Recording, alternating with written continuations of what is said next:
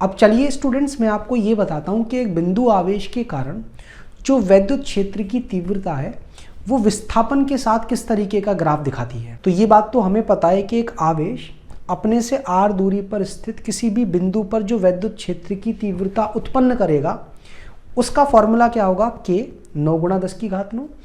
आवेश कूलाम में और बीच की दूरी रख दें आप मीटर में, उसका स्क्वायर। आपकी इस बिंदु पर क्या निकल कर आ जाएगी, वैद्युत क्षेत्र की तीव्रता। अब पहले तो आप ये देखो कि वैद्युत क्षेत्र की तीव्रता दूरी के बढ़ाने पर घटेगी। क्यों? क्योंकि व्युत्क्रम वर्ग का नियम है। अब यहाँ देखने वाली बात क्या है कि वैद्युत क्षेत्र की तीव्रता एक सदिश राशि होती है और विस्थापन भी एक सदिश राशि है। तो आप क्या करें, आवेश से दाईं तरफ जो विस्थापन है उसको तो आप धनात्मक ले लें कि मैं इस वाली दिशा को तो लूंगा धनात्मक, और दूसरी वाली जो दिशा है आवेश के इस तरफ उसको मैं लूंगा ऋणात्मक। अब देखो होगा क्या इससे कि अगर आपका विस्थापन सदिश मान लो किस तरफ है, दाईं तरफ, कि आपका बिंदु इधर हो सकता है, इधर हो सकता है, इधर हो सकता है, तो आपका विस्थापन सदिश हमेशा धनात्मक ही रहने वाला है। क्यों? क्योंकि वो छोटा बड़ा हो सकता है लेकिन उसकी दिशा तो दाईं तरफ ही रहेगी। तो ये जो x अक्ष है वहां पर मैं आपको दिखाऊंगा विस्थापन सदिश, और वो मेरा कैसा आ रहा है इस बार, धनात्मक। किस तरह से, जैसे जैसे आप आवेश से दूर जाओगे विस्थापन सदिश का मान बढ़ता जाएगा। अब देखो जैसे जैसे विस्थापन का मान बढ़ेगा वैद्युत क्षेत्र की तीव्रता घटेगी, और जैसे जैसे बिंदु आवेश के पास जाएगा वैद्युत क्षेत्र की तीव्रता बढ़ेगी, यहाँ तक कि अगर r की वैल्यू 0 हो जाए तो वैद्युत क्षेत्र की तीव्रता तो इन्फिनिटी अनंत आ जाएगी।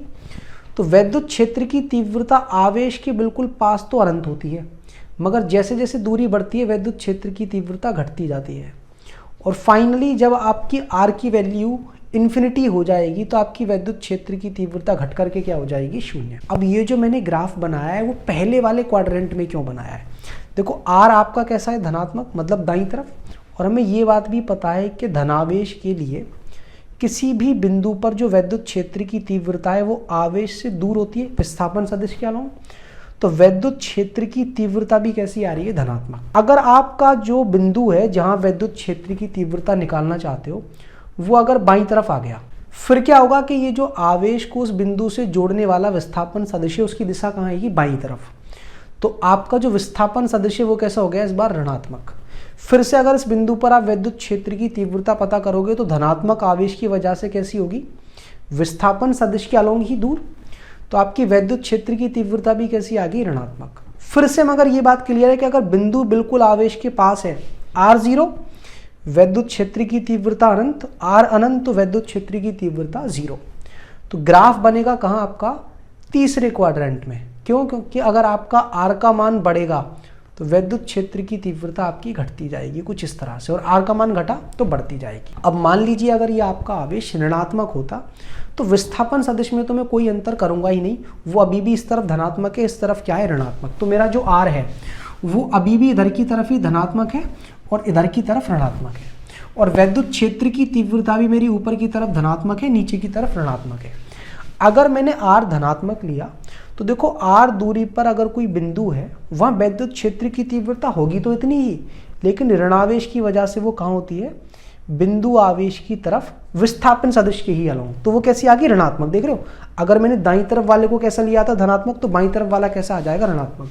तो जब आपका r धनात्मक है तो वैद्युत क्षेत्र की तीव्रता कैसी आएगी, ऋणात्मक। वो बात क्लियर है कि अगर आपका r 0 होगा तो वैद्युत क्षेत्र की तीव्रता अनंत, और r अगर अनंत तो वैद्युत क्षेत्र की तीव्रता 0। तो ग्राफ कुछ इस तरीके का बनेगा।